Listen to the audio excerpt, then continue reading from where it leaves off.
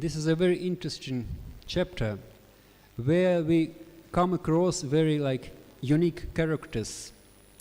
And one character we can like learn from his example is Kashyapamuni. I mean, he was a Grihastha, but he is a very qualified person. You know, you don't become Prajapati if you're not qualified. I mean, he was doing like this service because he had to populate the whole universe. Because when Brahmaji created the universe, it was just all empty. Nobody was living there. So he wanted that the jivas, it was his like service to the Lord. He wanted the jivas to take birth and like get the experience in this material world and fortunately become devotees. I mean, not everybody is fortunate, but at least we are fortunate by Srila Prabhupada. So, and Kashyapamuni, he was a Grihastha. He just Grihastha, all like ladies, they have like small desires, small things. And sometimes they're over emotional. They, you know, ladies are more attached to as men. That's natural, I mean, that's just life. So, and in her like effect, I mean, her emotions, he had this strong desire to revenge Indra.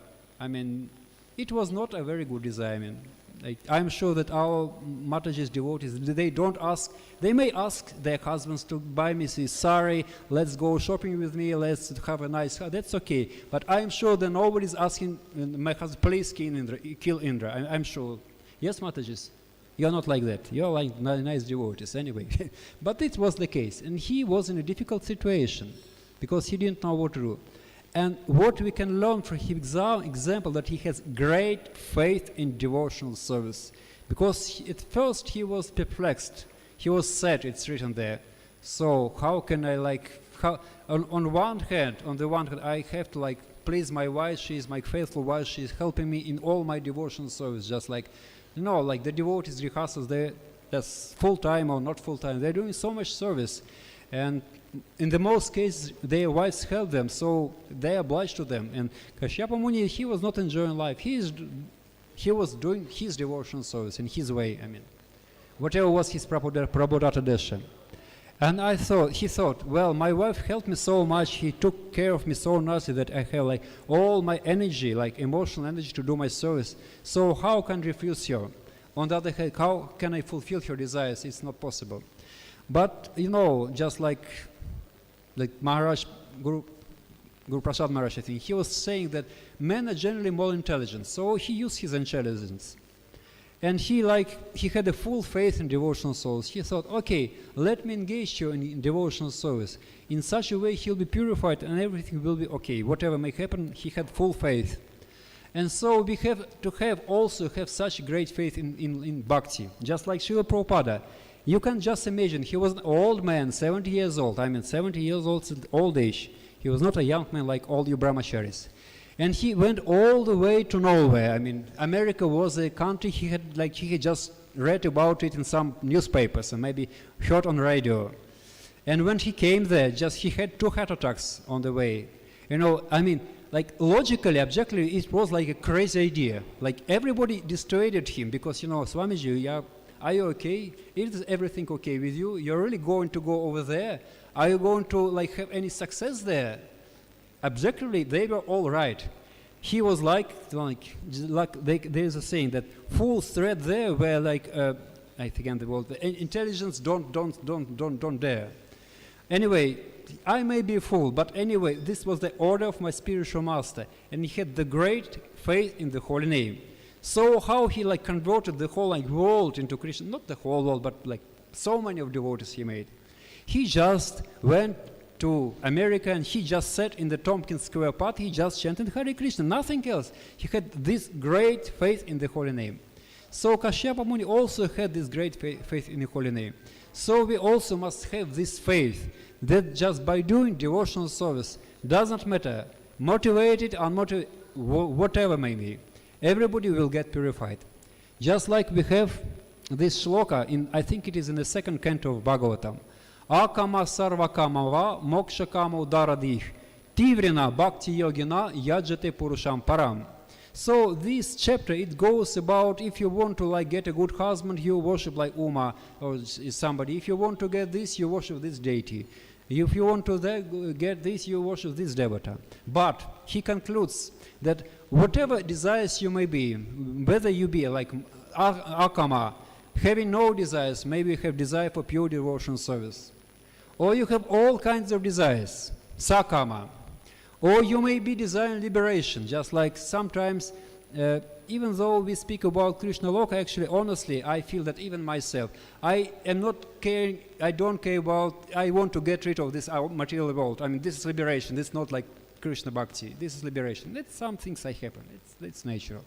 But doesn't matter, whatever desires, motivations we may have. Like Prabhupada had full faith in the process of devotional service. And we can see so many examples how devotees would take up devotional service for completely material reasons, and they would end up becoming nice devotees. Like in this case, we can see that actually Diti, she was very envious of Indra. She hated Indra. I mean, she was very, very envious of Indra. Somehow it happened. I mean, and you know, Indra, he was very envious of Diti because he was afraid of her, and he even started like to pretend to be his loyal follower, just to like catch her at her blunder and then just do his job, that to counteract this blessing of Kashyapamuni. But how they ended up, they finished. So at the end, because you know, Indra, he was helping her for this Pomsavana Yagya, just Diti Mataji, she was doing her devotion service very faithfully and enthusiastically. And Indra was helping her, and he was helping her doing devotional service. And at the end, when he committed this mistake, which was mentioned in the previous verse, and Indra caught her and entered her womb, and then he cut her like embryo into 7 pieces, and then again into 7 pieces, and he got the Maruts, the demigods of wind. So they ended up like having nice talk. I mean, so Aditi, she forgot her enviousness. She said, "Oh, my dear son, what is happening? So I'm very sorry. Actually, I did this yagya not for the pure Krishna Bhakti. I wanted to kill you. But how did you come to like what happened with you?" And you know, Indraji also, he revealed his heart. There was like a heart, like heart-to-heart talk, like this Guhyamaki Prichhati. So they both had material desires, completely material. They were both envious of each other. They were enemies. But they ended up being like having nice devotee talk though. So the Mataji and my dear son, so my dear mother, just like mother and son they had talking. So and Prabhupada, he explains about the power of devotional service. So Kashyapamuni had this faith in devotionals. He was not right. He was right. And there are so many other examples, just like we have these like 4 cases of material desires through which devotees come to Krishna. Which are those? Who remembers? They're in the Bhagavad Gita. Please, Prabhuji. We'll come to Dhruva Maharaj. First, what is this shloka from the Bhagavad Gita? Who does the Bhakti Shastri here? Who knows the shloka? There are 4 types of people who come to me who are pious. What is this? Artha, Artharthi, Jigyani. Yeah, and Jigyasu. So 4 kinds. And we have example of this. Here, obviously, we had Diti Mataji, who was like, he was Artharthi. He was suffering. He was having this mental suffering. He was like lamenting the loss of her like children. Even though they were demons like Hiranyashir, anyway, he was lost. Well, he was suffering. And out of her suffering, he was ready to do anything to alleviate her suffering, in this case to revenge. But she ended up becoming a nice devotee, and she just treated Indra so nicely, like you're like my son. She forgot all her ediousness. Another example of Dhruva Maharaj, he came out of which desire? He wanted to become a great, great king. He wanted to have a kingdom greater than that of his grandfather. And who was his grandfather? Lord Brahmaji. He wanted to become a lot of higher than the universe. And I mean, the story also goes very nicely. He was a young boy, and his father was Maharaja Uttanapada. And Maharaja Uttanapada has 2 wives. One was Suruchi and another was Suniti. Who knows the meaning of these names, Suruchi and Suniti? Who can translate? Who knows Sanskrit? Do we have any Sanskrit Pandits here? But they're very similar to Hindi. I mean, you should know, you must know. What does Suruchi mean? What does it mean, Suruchi? Very, very, very beautiful. Another was Suniti. What is Suniti? What is Niti Shastra? What is this? Huh? No, he was very moral, very Niti Shastra means moral instructions. She was very moral lady. She was like a high-class lady. And of course, you know, to whom was Maharaja Uttanapada attracted? To Suruchi or to Suniti? Naturally, to Suruchi, of course, because she was more attractive. I mean, so That's just life. Anyway, this is how things work in this world. And Suniti was a little bit neglected to some extent. And one day, like Dhruva, he was a young boy, like nice kid, like 5 years old kids. They little children, they're so sweet, They just even not only for the Matajas, even for the brahmacharis, they're so nice. These little boys. When they chant Hare Krishna, they're like really very, very sweet boys. So one day, this innocent child, he came to the assembly hall of his father, who was sitting on the throne, and just he wanted to climb up his father's lap. Nothing wrong is there, but his father was sitting on a throne. So Suruchi thought that actually he wants to sit on the throne, and he got envious of him, and he he chased him away from his father's lap. He said, "You have no right to sit there on the throne," because he didn't care that it was just like father and son relationship. He was envious because he was sitting on the throne, and he thought, no, he cannot sit on the throne. Only my son can do that, and he just chased him away. And Dhruva, he was really offended. He had like this kshatriya blood in his veins. He was not crying, but he was very, very, very upset. And he came up to his mother and said, "My dear mother, what happened? I wanted just to sit on the laps of my father, and this lady, just my stepmother, she chased me away." And she said that, well, actually she told him very hard, heavy words. He told him, actually he meant that you should die. And in the next life, if you take birth from my womb, you will be eligible to sit on the throne. So anyway, it's just life. It happens sometimes. So many things.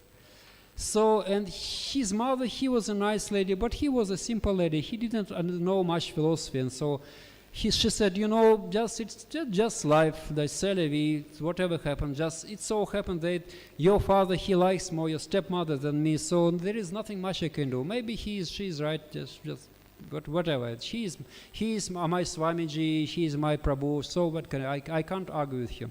Anyway, she was a very humble person. So, my dear son, I can't help you, sorry. But Dhruva, he was determined. Okay, Mataji, okay, my dear mother, you can't help me, then tell me who can help me.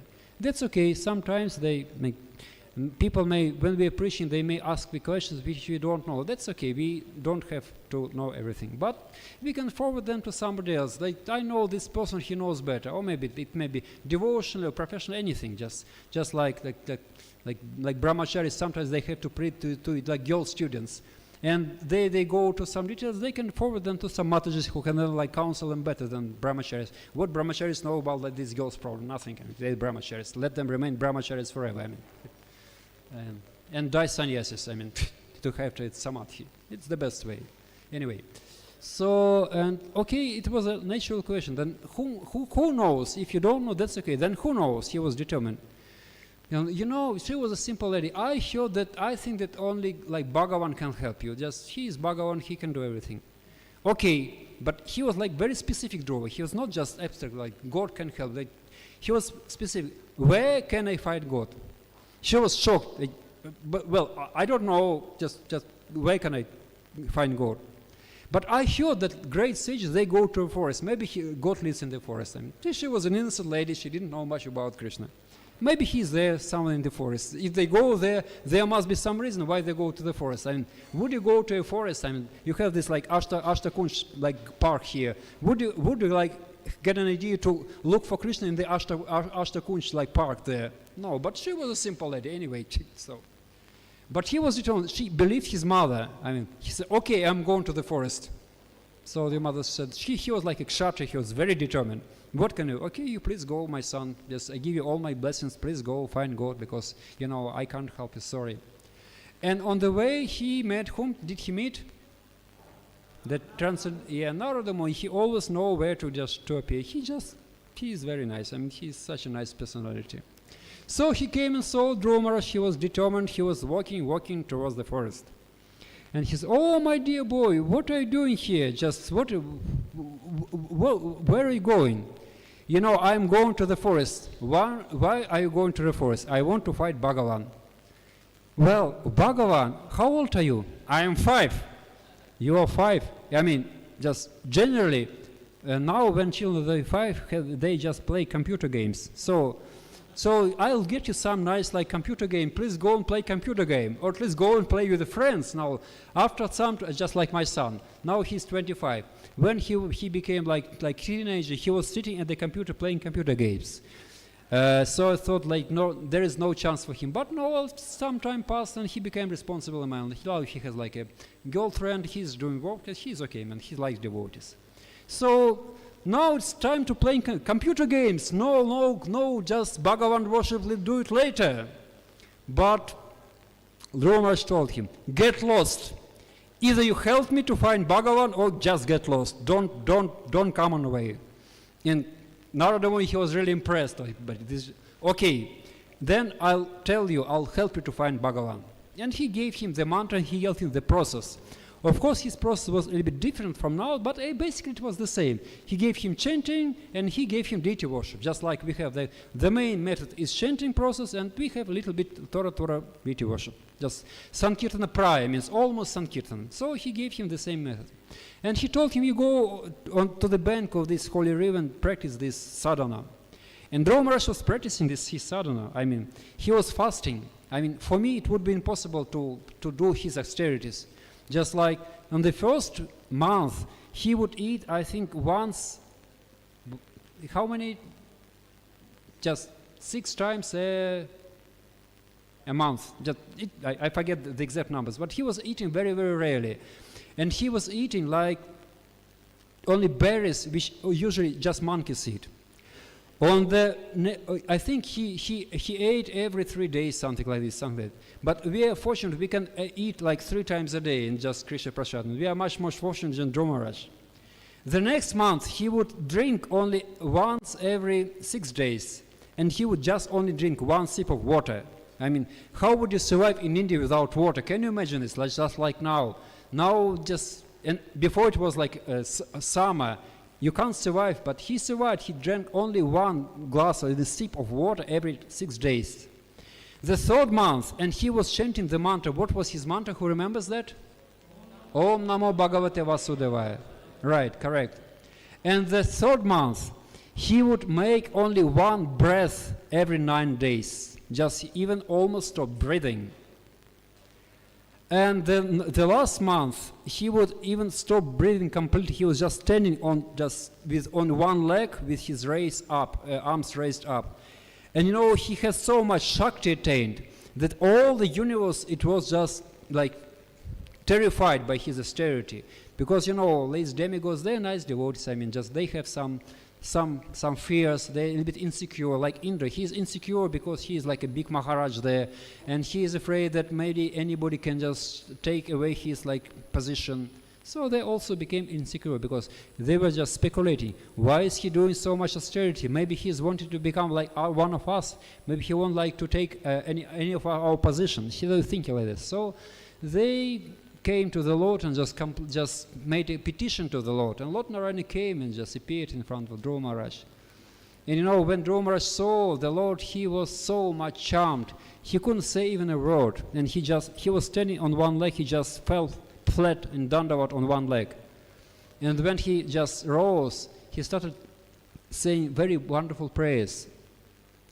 This wonderful prayer, he said, "Oh my dear Lord, I was looking for like broken pieces of glass, but I found a real jewel. I don't want anything from you. I'm just happy like this." Just like Prahlad Maharaj. When Lord Nrsimhadev told him, "Please, you can I will fulfill any of your desires," he said, "I am just happy being your servant. A servant can be a real servant if he wants to ask something from his master. And a master can't be a real master if he allows his servant to ask from him. I'm just happy in this relation." So Dhruva Maharaj, he became a pure devotee, but he has completely material desire. He wanted to become a big king, nothing spiritual. Oh, we have an example. I can tell you another example of a jnani, a person who had a desire for jnana, and by devotional service he became purified and he became a nice devotee. It's there in Jaiva Dharma. Who read Jaiva Dharma by Thakur Bhaktivinoda? It's a nice, it's like a novel. It's a nice story, but there is also very deep philosophy. But it is in the context of like the life of the Babajis in Navadvip. So they're so nice Vaishnavas. They're dealing nicely. So it's a nice philosophy. It's also a nice example how about devotees dealing with each other. So it is somewhere in the I forget in which chapter it's there. So in Navadvip there is some place. It's called Simantadvip. You know, did you all go on Navadvip Parikram? You know this Simantadvip. In Simantadvip there is some village. It's called Simulia. Probably you're told all the stories there. And what is this Simulia famous for? Who remembers this story? What is this Simanta? Why is it called this way? Yeah? Mother Parvati was there. Yeah. She took shelter of Lord Shiva because, you know, she was she has like a very ungrateful service. She has to like keep everybody in Maya. I mean, she has to punish like the materialists, and she is very, and you know, in this, she was telling Lord Gauranga that there is this verse that, it is said that wherever is Krishna, there is no room for Maya, so I can never be with you. How can I survive this way? And he told her, don't worry, you're like my Vaishnavi, you're my devotee, so I give you a service over here in Navadvip. So she stayed there in Simantadvip, she's there, and she took like the dust from Lord Gauranga's lotus feet and put them on her like cement, like this place, part. So, and you know, in this place, this was the place where Nilambara Chakravarti, like Lord Chaitanya's grandfather was born, maternal grandfather. He was born, he was the village of Nilambara Chakravarti, this Simulia. And at that time it was a seat of like Pandits. So, and there was one great logic. He was studying Nyaya Shastra. He was young, he was only 21 years old, but he was very, very learned. And he studied all the Nyaya Shastras. And he would like, with his logic, he would defeat all the Pandits in Navadvip, all everywhere. It was after Lord Chaitanya's time. It was, I think, 2 generations after Lord Chaitanya. And there was another Pandit who was very envious of this, like, that the name of this logician was, not Vajranabha, what's his name was? Just some Natha, Brajanatha Nyaya, Brajanatha Nyaya, Upanana, I think something like this. And there was another Pandit, his name was Nyaya Chudamani.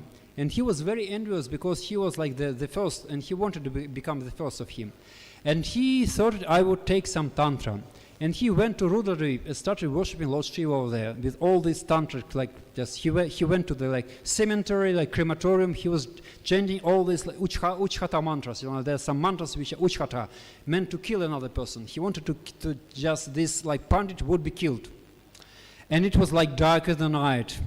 And one night there was some omens, there was some very strong wind, and some ghost, like shining ghost, came over there. It was very, very like, terrifying. He was worshipping Mother Durga over there. Just, oh my mother, I heard that it's very, very easy to please you in Kali Yuga by worshipping these mantras. I have the desire. Please come to me and fulfill my desires. And you know, Mother Guru Durga came there. But you know, Mother Guru Durga, there she is a devotee, and she told him, don't worry, my dear son. I will make sure that this Pandit, he will forget his Nyaya logic and he will not be your competitor. Just be peaceful. So he thanked Lord Shiva, who is like a master of all Tantra, and he went home peacefully. And what happened next? Just like you just see. One day, one disciple, student, came to this Vrajanath Pandit. So and he was like reading something about the Gautama theory. Gautama theory, philosophy, is about the creation of this world. It is about this atomic theory, basically, like Vedic atomic theory. And this student came to him and he said, you know, that there was like Pandit, his name was Nimai Pandit, and he gave very nice arguments about this atomic theory. Did you hear about? Who was this Pandit? Like Nimai, was that he's the son of Jagannath Mishra? Please give me his arguments. What is it? And when this student, he gave him, he was amazed. And he asked the student, do you know anything from Nimai Pandit, anything else? Do you have any other logics? You know, like Nimai Pandit, he was a great logician. He would like torture all the Pandits there, Brahmanas. He would catch them on the street and say, he gave some statement, like logical statement from the Shastra, and he asked them, please refute this statement. And they were all baffled, they didn't know how to refute it, because it seemed very logical. And then he refuted his statement himself. And just they were like, they didn't know what to say. And then what he did, he refuted his own refutation. And this is logic. You can prove anything or disprove anything. It's inconclusive, just in Mahabharata said it. So he was like just like some people that now in the West, they collect stamps. Some people collect like some, like this goldfish, like aquarium, like this like fish. But he was collecting these like logic from Nimai Pandit. He was like, it was his hobby. And you know, gradually, he learned from the student that he was the greatest Pandit in his times. But afterward, after some time, he gave it up completely. He became a devotee. He just took shelter of chanting the Hare Krishna Mahamantra. And he was asking from anybody any information from this Nimai Pandit. And gradually, he became attracted to not to his logic, but to the Lord Gaurasundara himself. And he spoke to his grandmother. His grandmother was a contemporary of Nimai Pandit. Did you know anything about Lord Gaurahari? She said, you know, yeah, we were all young girls, and we all in love. He was so beautiful, boy, and she was so charming, he was beautiful, he was a lady, and we all young girls were in love with him, anyway. So, and he wanted to hear more and more about Pandits, this Nimai Pandit, about Lord Gaurahari. He even forgot about this Nyaya thing. He wanted to hear his pastime, his activities. And one day he thought, maybe I should just speak to these Vaishnavas, nowadays Babajis, who are just chanting Gaura's name. Maybe they can tell me more about him. And gradually he became associated with them, even though he was like big Brahmana, he was big Pandit, and though all these Vaishnavas, they were just Vaishnavas, nice Vaishnavas. Gradually he became a devotee. So we can see, he started just from this jnana. He was completely jnani, and he ended up becoming a devotee. And one more example, just who can give me a clear example of a person, devotee, who became a devotee out of inquisitiveness? Who can give me the example? Just inquisitive, jigyasu. Out of like curiosity. Who? No, just pure, no jnana, no knowledge, just inquisitiveness, pure inquisitiveness. Who can give me an example? I can't hear. Not exactly. He wanted to become a devotee. He has like this, not like mental jnana. He had a devotional jnana. He was also jnani. Just like when they say jnani in this, Krishna doesn't mean logicians. She means actually like the beginning devotee. He want to have like absolute truth, like Krishna. Who was? Prakashananda Saraswati. He was attracted by Lord Chaitanya's beauty, actually. Not exactly. Also. Who? It was Lord Brahma. He wanted to know what was the source of this lotus flower. It was a pure curiosity. No jnana, no nothing. He was curious. Where did it come from? Because there is this ocean and this lotus flower just from nowhere. He was curious. Where did it come from? Pure curiosity. No jnana, no bhakti, no nothing. He was a scientist. He wanted to do scientific research. And first he did an experiment. He just dove. He was the first diver. Just like now, people go to some like resort on the sea and they go for diving experience. He was the original diver, Lord Brahma. He dove into this like Garbhodak ocean to find the origin of this like, lotus flower, but he failed anyway. After a while, he just came up. He heard this word tapa, and he became to do his devotional service. He became a pure devotee. He heard like Kama Gayatri mantra, which was actually a song of Krishna flute. So he ended up becoming devotee. So we have so many examples that people, we all came by material motivation.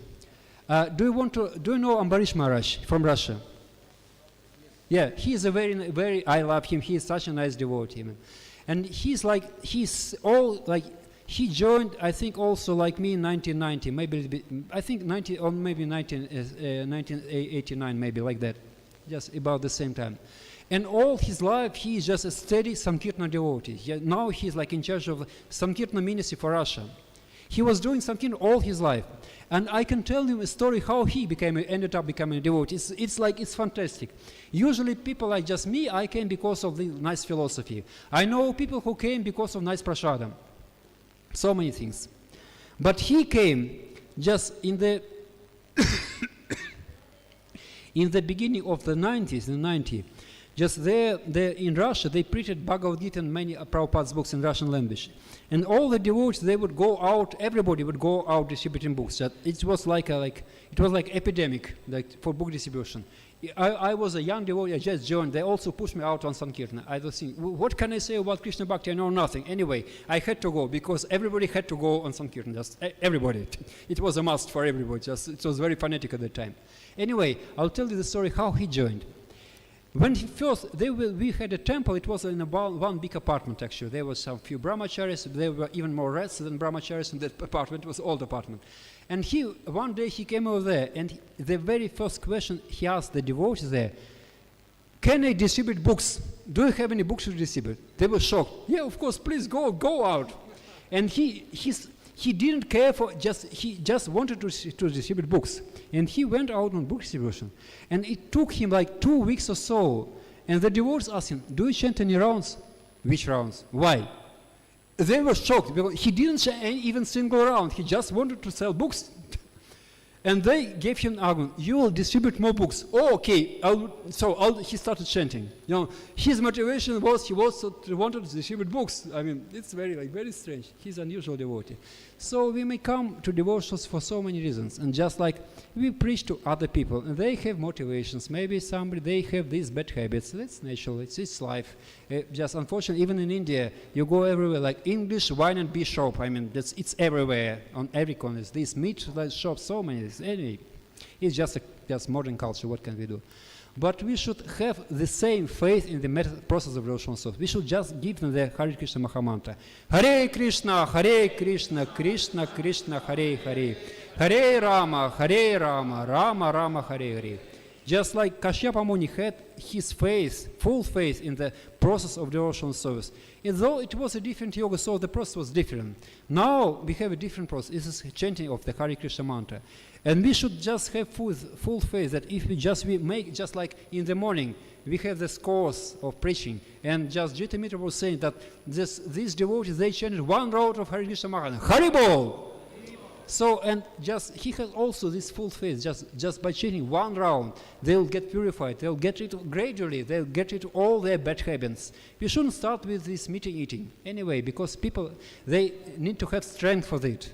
And the strength comes from chanting association. So the conclusion of this verse and this, like my lecture, is that we should follow the example of Kashyapamuni. Not that we should all get married, but that we should have the same faith in the process of devotional service.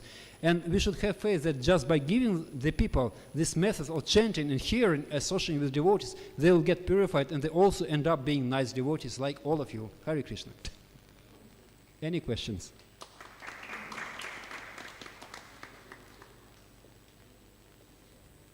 Yes, Prabhuji. Hare Krishna. Prabhuji, thank you. So nicely you explained, and the context, how different type of people come in Krishna conscious. Prabhuji, my question is, like Kashyapamuni, we can see he has lots of patience, and he is keeping lots of patience while helping out Diti, Mother Diti. So in that way, I had a question related to patience, how we can develop such patience that different people will come in Krishna consciousness at their speed, through their ways, different ways. But while preaching, we feel that when we approach someone, he should immediately take up Krishna consciousness and all. So how to develop patience, if you can help in that? Yeah. So sometimes people won't chant from the very beginning, but we have our secret weapon, prasadam. Just we can give them some prasadam, prasadam will work. So preaching means two things actually. I just learning from example for like Prabhupada, my spiritual master, just all the senior devotees. Preaching involves two things. First is like personal care. It's not something that nobody comes to ISKCON for Krishna Prema. I mean, maybe it's few, but very few. Even like to the spiritual master. General devotees come for darshan. They don't come, oh my dear Guruji, I don't have Krishna Prema, help me. I have this problem, I have this problem. So the first comes care. We care for people, just like this youth program. Amog Lila Prabhu and all the youth preachers, they help these students to just to like with time management. It's just like material care. But anyway, it's a sign of care. We don't care for time management. They care for people. So for their needs, whatever they need, not just. And then gradually we can just gradually give them some preaching in the form which they can digest. For somebody, they may take regular books. Somebody may take some prasadam. We should never think that prasadam is not preaching. If they ate prasadam, they already are becoming a devotees. Just like they told this story about Mr. Trump. You heard this story, yeah? So like devotees, they gave him some prasadam. It was long before. And he allowed them to build a chariot for Jagannath. Because his secretary, he thought, well, you know, he never agrees to these things. It was like some strange Hare Krishna. He's a big businessman. But anyway, the secretary, he was amazed, or she was amazed. He took some your food and he gave his permission. And you know, the funny thing, do you know that the story which it was not there in WhatsApp, where Mr. Trump gave his like speech? Do you know what was where it was? It was Butler, Pennsylvania. Do you know where Prabhupada came first? He came to Butler, Pennsylvania, to Mr. Agarwal. So Srila Prabhupada purified that place first, and then like Lord Jagannath he saved. But he did nothing. He just took some prasadam. He is this devotional service. Hopefully he does something more apart from this. But anyway, they are politicians. You can know. I can't say anything. But anyway, he did a service, and it will not go away. So we should not be discouraged. Even if people take prasadam, we just should say, oh, very nice, he took prasadam. He's his first step in devotional service. And if we take care of them, they will come later. It takes some time. Any more questions?